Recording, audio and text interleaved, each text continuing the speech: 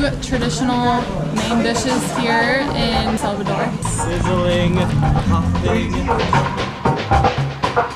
There's a tradition that is famous here in Bahia. Basically, they're good luck ribbons. Almost like there's a whole different city on a different level. Good morning, guys, from Salvador. Take a look at our view. So we're in the colonial town of Salvador, but specifically we're in Pelourinho, which is the historic district. So this is where you'll see most of the beautiful colonial buildings and all the colors that this place is known for. Let's go explore Salvador and first get some food. We're starving.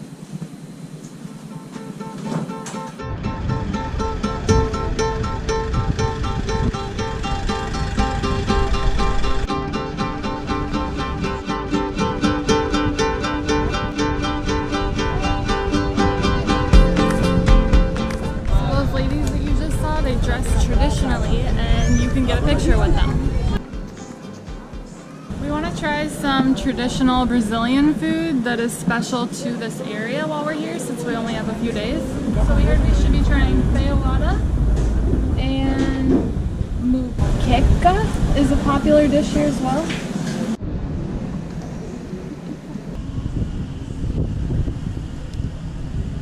So at first we thought it was just the main plaza that was colorful once we got here.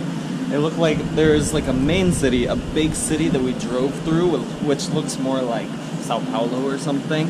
And then we only saw the main area, but now as we're walking, we're seeing that it's actually a lot more. Like, look at these streets here, all the pastel colors coming out down here.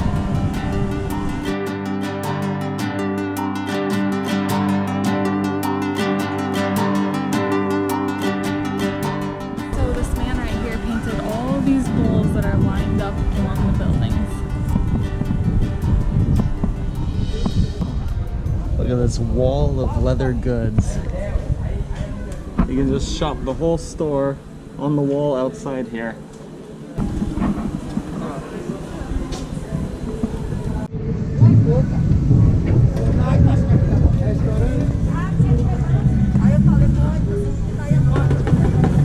It feels like we were plucked out of our lives and placed into a fairy tale. Look at this building specifically.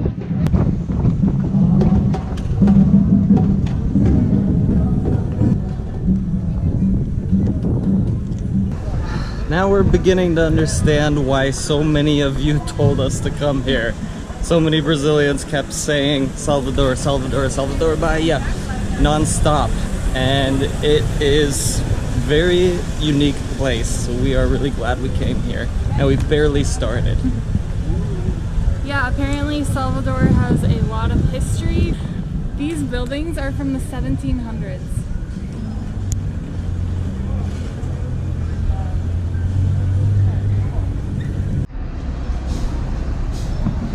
Now we are being escorted and we don't know why.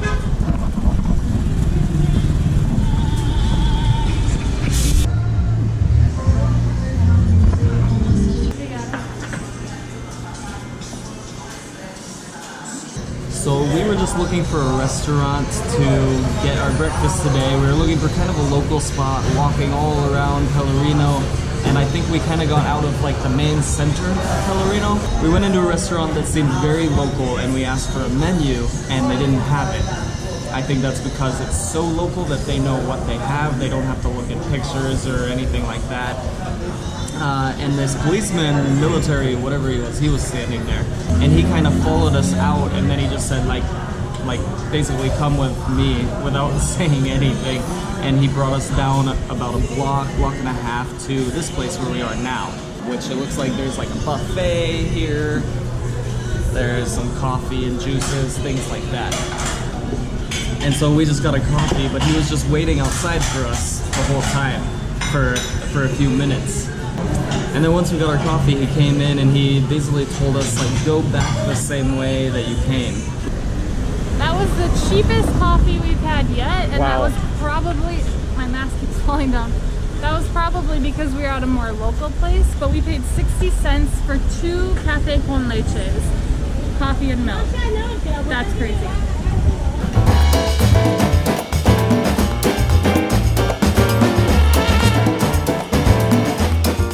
let's go try some regional Brazilian or Afro-Brazilian food. We were gonna get breakfast, but it kind of turned into lunch. It's about 12 o'clock, so let's eat some lunch.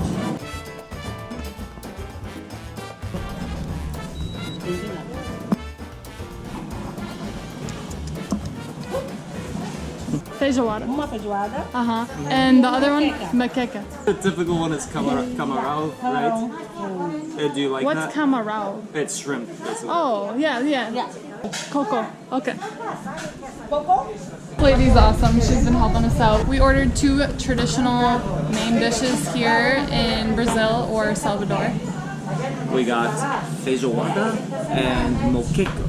And one thing you always have to take into account in Brazil is that music is played at a lot of places. Even if you get there and there's no music playing, chances are music will start playing within the hour as you sit there. And Ow! My ear! God, Lindsay just screamed ow. It's so Everyone else is fine and she says ow. My ears are sensitive. It seems like whenever we get to a restaurant, they start playing music like 20 minutes later. We usually try to pick places that have less music so we can film, otherwise it's too loud. We have no idea that that's going to happen. The other thing is you have to pay for the music. If you're sitting at a table, you pay for the music. You contribute to the artist, to the restaurant. And usually it's around $1.10, usually like six real, wherever you are. So. Okay, the waitress just came up to us 2 minutes later. She said they don't have the feijoada here. And that was the main thing we wanted to try. The experience started out good, and now it's getting kind of off. They just don't have what you want. We ordered the moqueca, we'll show you that. We're looking forward to that at least. We'll get feijoada another day.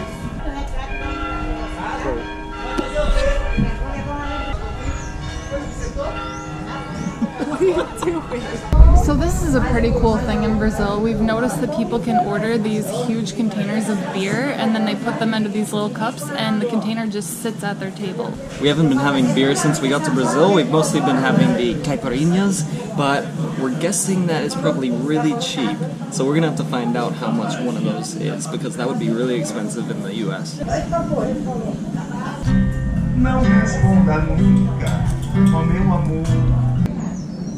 Yeah, that'd be a fun night. Look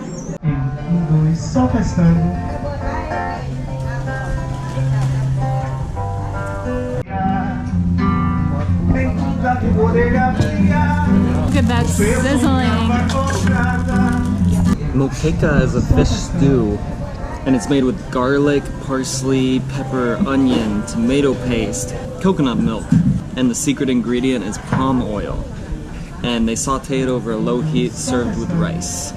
So Moqueca Baina was developed in the state of Bahia, where we are now. It was influenced by African and Portuguese cuisines by adding the palm oil and the coconut milk. Sizzling, popping, a little bit of rice, and a couple sides. You can see the peppers in there, the onions, ow, the camarão, the shrimp. It smells phenomenal. We're gonna have to wait for it to cool down slightly so we can try it, but it looks excellent. Showing us how to eat it. So are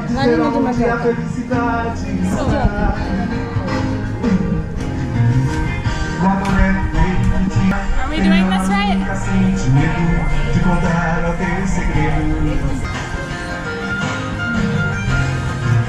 That's soul food right there.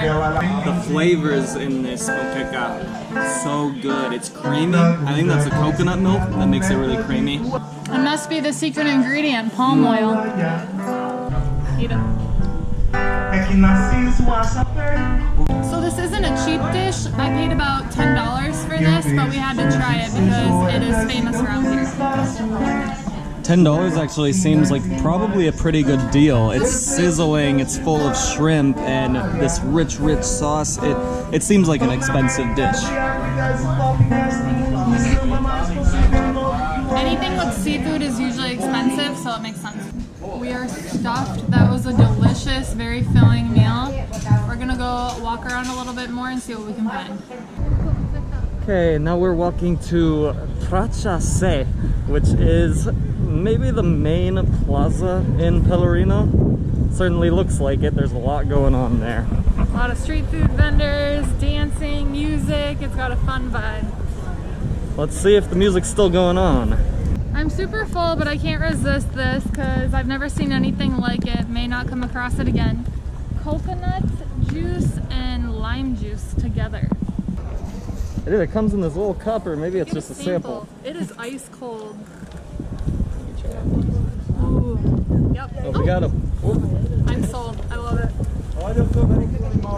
Wow, that is refreshing. A little creamy, but Tastes almost like a key lime pie. Havaianas. a lot of people come up to you here. On us, as usual. Everyone wears it. I think we'll get some. So, about $1.40 for this. Suco de coco y limão. Coconut juice and lemon.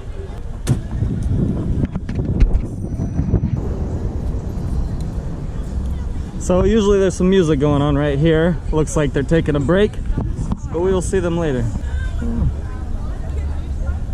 So in this plaza, there are people selling things, and of course it's probably just a shade of what it usually is, but they're still trying. There aren't that many people around these days, but there are a few tourists here, but we're one of the few.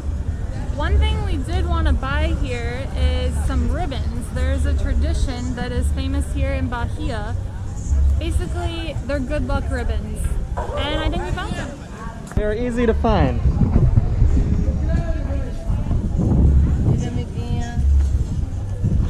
Quanto costa?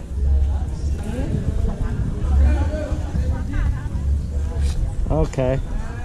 So you buy them in a bunch like this. So 40 cents for this bundle. So these ribbons, or the Bahia bands, have a long tradition here. They go back maybe 200 years, maybe even longer. It's an Afro-Brazilian thing, so it actually comes from Africa, the tradition of this. So they used to wear silk ribbons around their neck that were hand-painted with silver or ink. And it was kind of like a cultural, religious symbol. These days people use them for good luck. You place them on your wrist, you can wear them on something, or you put them like on a gate somewhere. People just put them everywhere these days. There are things that are more traditional, but you can really do what you want with them. But one thing I heard is you have to give it to somebody in order for the luck to work. You can't just purchase it yourself and give it to yourself. So I'm gonna give one to Lindsay. I'll allow her to give one to me if she wants to, and hopefully it'll work that way. So, and you're supposed to kind of wear it until it falls off. So let's do it. So we can't really pick. I'm gonna pick a color I think she'll like, and she'll pick one for me. All right, put it on my wrist. So I know Lindsay, I think, and I'm gonna pick this perfect one right here. It's a light, like baby pink, and I think that's the color she would choose. Yep. I've been really loving this color lately. Lembrança do Senhor do Bonfim da Bahia. Probably Bahia, but it cut off on the I, or cut off the A.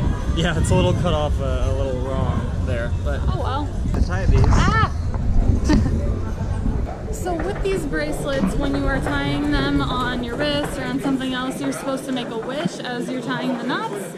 So we did that in our heads when Alex was tying it on me and I was tying it on him.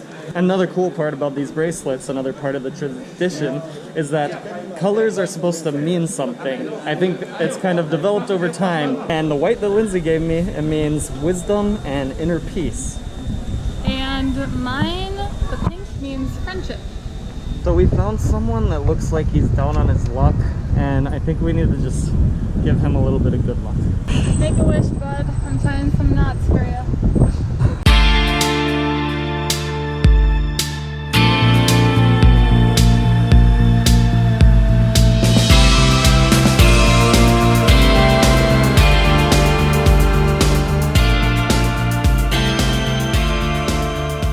So we have a decent view from our window, but this is the first view we're gonna get from down here. So this city is very interesting because it's almost like there's a whole different city on a different level. So there's this whole level here where we've been We're all up day. top. And then you get to this viewpoint and it's a whole different city way down there. And that brings us to the next place we're going, which is this elevator. It brings you down to the next level. Pretty cool. Connects you from the top of the city to the bottom. So this, I think, is the famous elevator that brings you down. That's where we're going next.